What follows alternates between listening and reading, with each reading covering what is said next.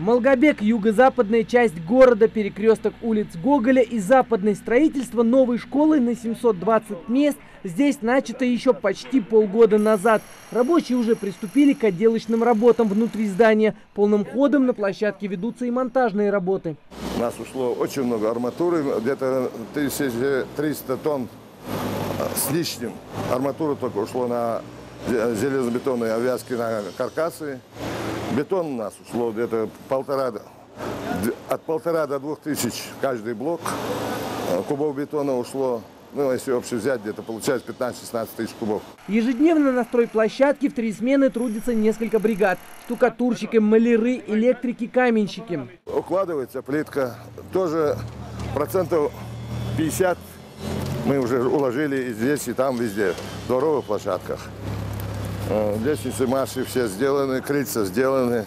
Строительно-монтажные работы на объекте выполнены на 70%. Кирпичная кладка основных блоков тоже на стадии завершения. В нескольких блоках заканчивается строительство 2-го этажа. Работа на этом объекте в буквальном смысле не стоит на месте. Даже мы, съемочной группой НТК, решили внести свою лепту в строительство новой школы.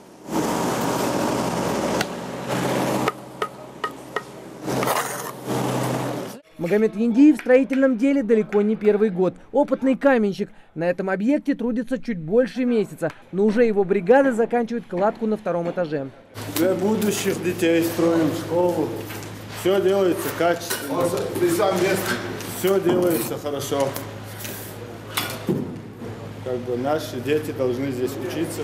Спортивный зал, в котором предусмотрены раздельные раздевалки и душевые. Здесь даже целая комната для хранения спортинвентаря. В школе более сотни кабинетов, учебных с лабораториями, кабинет технических средств обучения и класс начальной военной подготовки.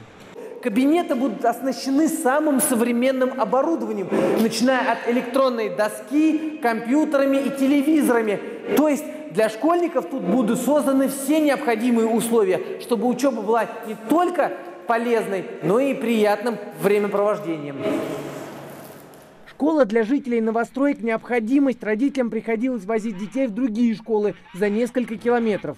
По улице у нас есть очень много маленьких детей. Тоже мы их провожаем, встречаем на машине, чтобы они повезли, или как-то по-другому. Вот у нас бывает так. Но я школы едок где хочу, я школы ечо, когда малки хочу, делал ряд холмасмен.